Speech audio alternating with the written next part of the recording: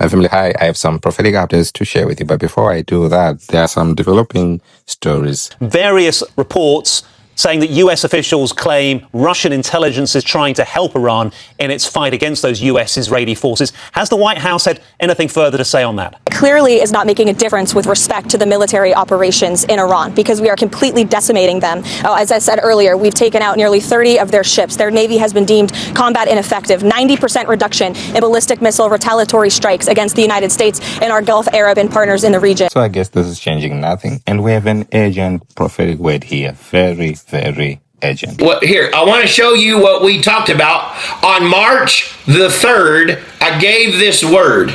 And then I saw this man be assassinated on a stage with microphones in front of him. He was behind a pulpit, and he was talking to a crowd.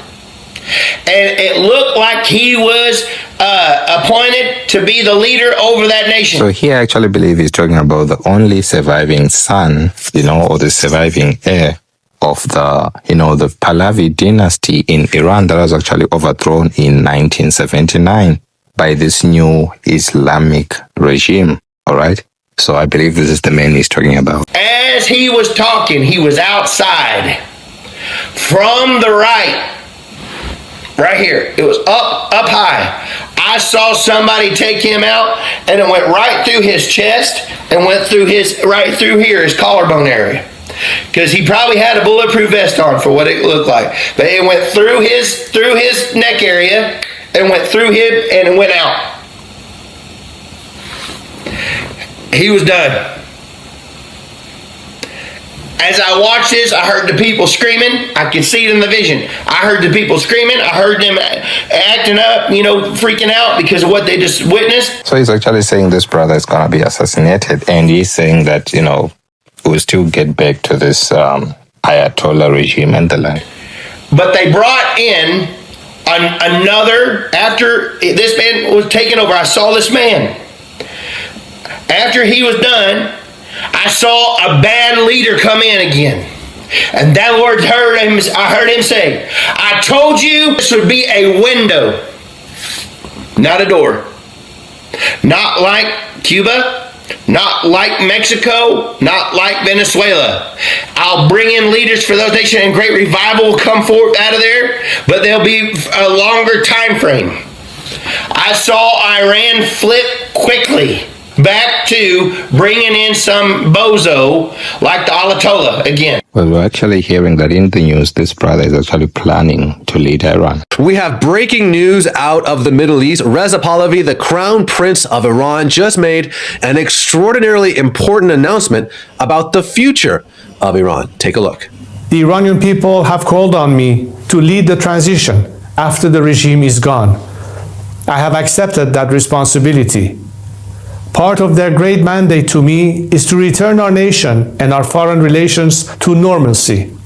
I will do exactly that. My commitment is to ensure the transition is orderly, the country is stabilized, and Iranians determine their future through the ballot box. We will not repeat the mistakes of past transitions. We will avoid de-Baathification scenarios and maintain as many bureaucrats and public servants in transition as possible. Iranians have made their choice at an enormous price. Now I ask our friends in the Arab world to join us, to prepare to recognize and engage our transitional government. We will rebuild our nation not for expansion, but to serve the Iranian people. We will base our diplomatic relations not on exportation of ideology, but on mutual respect and shared interest. We will reintegrate into the regional and global economy to increase prosperity for the citizens of all of our nations.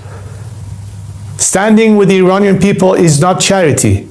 It is a strategic investment in making our region one of the most stable, secure, and prosperous in the world.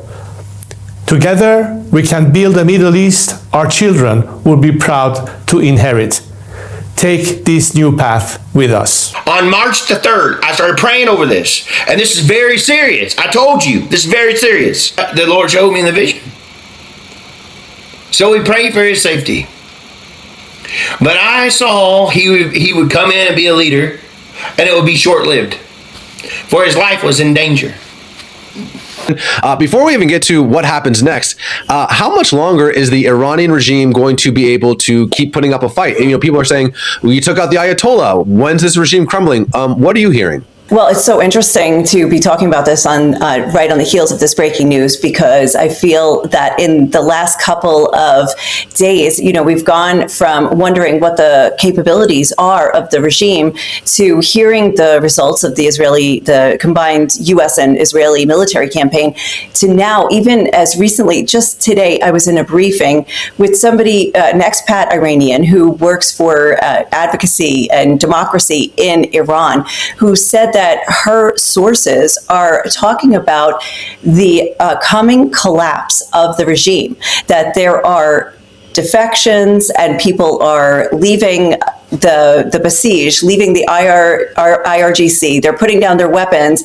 They're throwing their phones so that their commanders will assume that they've been killed, and then they are trying to disappear and basically defect. And so what she was calling for was for the international community to start to encourage this, even overseas, even in other countries, from diplomats and workers in embassies, to encourage more defections, because she said all of this is going to culminate. It becomes a critical mass that could change everything overnight. Well, obviously, and let's say this regime were to collapse, I think the vast majority of Western allies, the vast majority of Persians, it seems like, in the diaspora, would be 100% behind the crown prince. But I know that there's other factions, trying to vie for power, I guess you could say, in this moment. Who are some of the other players in this transition government? Again, nothing's happened officially yet. The regime's still in power. But what are some other people we should be keeping our eye on, at least? It appears to be that Reza Pahlavi is the popular choice of the people. It appears to be, but everybody I've interviewed, and I've interviewed several Iranians and analysts of Iran, are saying that he would be the natural choice.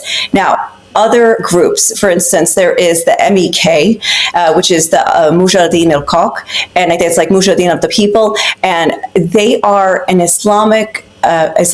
Marxist Islamic group that some people have said is more like a cult, because of the demands that they have of their people. Like they demand that the women wear hijab, even though they say that they're against the current regime, but they still have their own sort of Islamist, like a secular Islamist system. But I saw he would come in and be a leader, and it would be short-lived, for his life was in danger. His life was in danger. And I saw them assassinate him. Next, I saw this. Generals on paintings, oil-based paintings in frames that were really beautiful frames. And below this picture was fire, and it was consuming. And the Lord said, they're in hell. And they were fading away, for they looked like spirits. They looked like ghosts. And as the fire was burning the pictures, they said, we want revenge. And the Lord showed me Don Jr., and he became a photo, and the fire was trying to eat him. For they say, if we cannot get to Trump, we will take out his son in revenge of what he did to our generals. I saw him in a tuxedo with a white shirt with black stud buttons. I saw flashing lights like photography, like the paparazzi, and all of a sudden he was shot right here in his chest. Then I went to President Trump, and I could see him weeping because of what happened.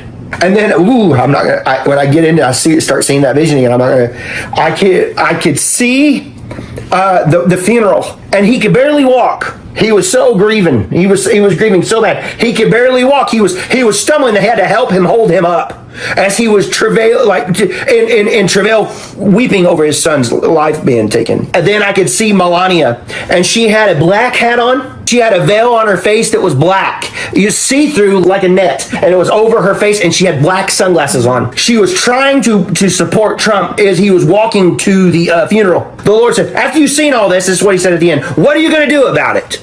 I believe that's why we're here, ladies and gentlemen, is to pray these things down. So we saw this back last summer.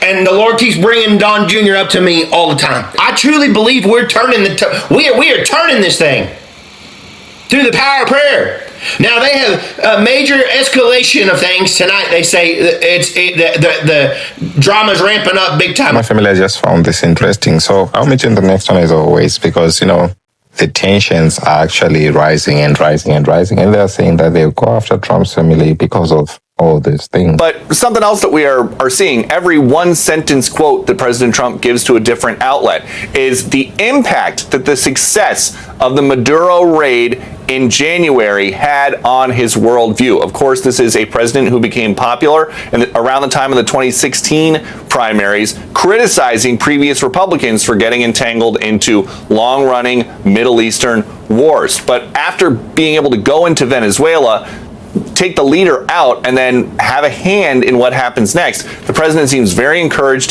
to try to replicate that in places like Iran. That is why he is telling Axios today the following: they are wasting their time. Khamenei's son is a lightweight. I have to be involved in the appointment, like with Delcy Rodriguez in Venezuela. So my family, that's what I actually had for you. So let's pray for Christian interests to be safeguarded in Iran, and also pray for this Reza guy, all right, so that they be preservation of life, and also pray for Don Jr. So that's why we're sharing all these things with you. So I'll mention the next one as always. I just feel to share this update with you.